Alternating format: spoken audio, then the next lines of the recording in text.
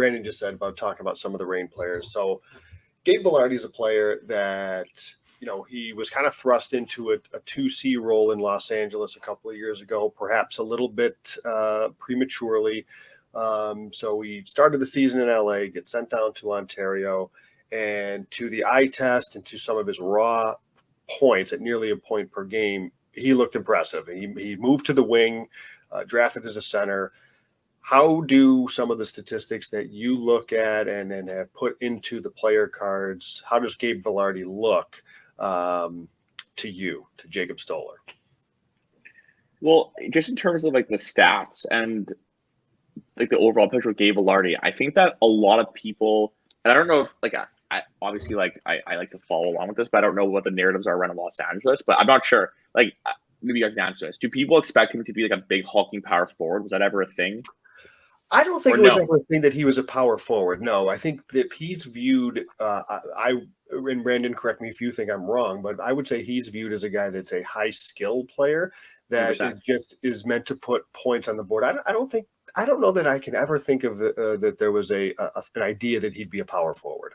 My point was more so that like he's 6'3" or whatever it is, right? He's a big guy, and I think that maybe my default myself was that was going to be. But I think that with Vilardi, like just his vision is really reflected. So like he's the 90th percentile this year of primary assists at 5-on-5. He's a great power play player as well, which I'm sure anyone can really garner from anything. But the main thing with him is he doesn't really get a lot of shots on net. To the amount maybe you would think, he generates like an average amount of chances. You're at the 50th percentile. Now shots on goal as a whole, like the 13th percentile, which is pretty low.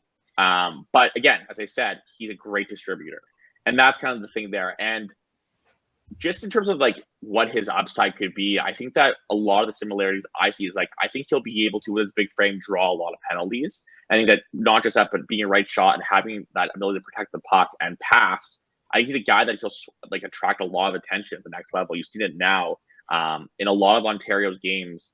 Like, not only are they a good team, but like in addition to how good his teammates are, his ability to attract attention or whatnot and then make passes, either he draws a penalty or he makes a play and there's an odd man rush. And like that sort of ability he has, in my opinion, is a testament to what he can be at the next level. And I think that like a lot of the time with guys like Vilardi, where first of all, he's like one of the most unique development paths ever, right? Like there was the injury, like or injuries, whatever you have for the year. Yeah. Then last year he's like an NHLer, and then this year he's not. So it's kind of like in terms of like evaluating that to other people, like for example, Byron Bayer's model, which is awesome, like for what it is. Like his would be more macro, mine would be and like very macro, like historically, mine's micro. You look at it, and his, for example, he got an 80th percent of being an NHLer, which is by his definition, right? And then to be a star, he's still at like a 47%, which is like a coin flip to be so. And that a star by Byron's model is 0.7 point per game player over 200 games.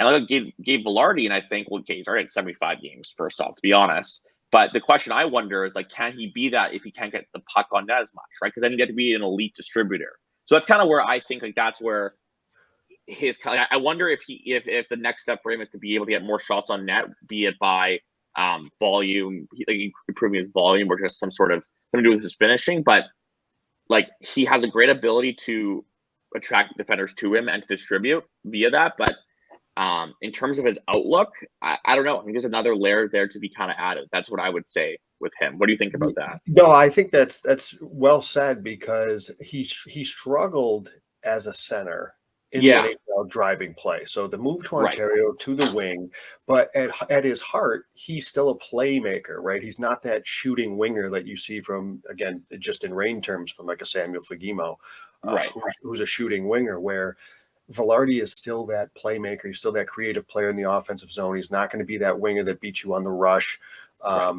but he can be very effective on the power play. So I am curious to see how this kind of next phase develops. I mean, from a purely point production standpoint, he was great in Ontario. He was lethal on the power play. Helps to have TJ and Tyne in there too, but still, he was very, very good.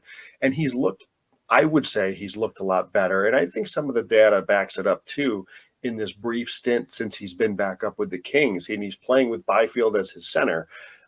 So I think the move to the wing is going to be a positive for him, but it's generally speaking, your wingers are your shooters, right? Right. So I'd be curious to see if he's able to adapt to that, or if he's going to still be kind of that playmaking winger, which again is not necessarily common. I think with the fact that he is getting drug into the play, you look at the players he's playing with right now with Rasmus Kupari and Byfield, who are the types of guy that can drive play with their skates, and Vilardi really isn't that type of guy.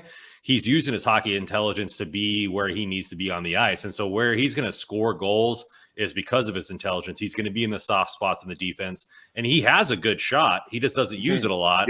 To where his intelligence is going to bring him points rather than the like a Victor Arvidsson who will shoot it from the bench if you ask him to. And so, I think it's just going to be a different type of goal scoring needed. And then when you have guys like Kupari and Byfield who can also shoot, you have that amoeba of where everybody else is on the ice. And I think his intelligence fits that line in particular. And why it fit in Ontario with a shooter like Furk on the power play. Just to be clear, I don't think he needs to be a goal scorer per se. I think that the big thing for him would just be the confidence to shoot when it's the time to shoot. That's what all I would say would be in terms of his low shot on goal totals. The one thing to me it would say is okay, he's a little hesitant with getting shots off, and because his volume of shot attempts too would align with this, because it's not a matter of him just missing the net 1,000 times. I think he just is a bit hesitant. So what I would say is, if anything, you would ask for just a higher volume so that he gets in that rhythm of doing it. But I agree with what you said there. This is a really stupid comparison, and I don't want anyone to read into this, but Blake Wheeler as a winger, as a passer in his prime, the way he used his big body reminds me of that. Because with Vilardi, just that ability to shield, be a right shot passer, winger, it's pretty rare, right? And be able to distribute like that, and Vilardi can do that. I wish I had this advanced data league-wide over the last 3 years, as my cards do, but I'd love to know how many passes to the slot Vilardi gets at the AHL level, because I think it's probably the best. I don't want to say, I think it's in the 80th percent plus, because I think he's that good in tight. I'm sure we have the NHL numbers for whatever it is, but yeah, I think he's a magnificent passer to the point that, we all know he's an NHL player, but I think there's also a lot more there. He could be a top-end contributor. Yeah, and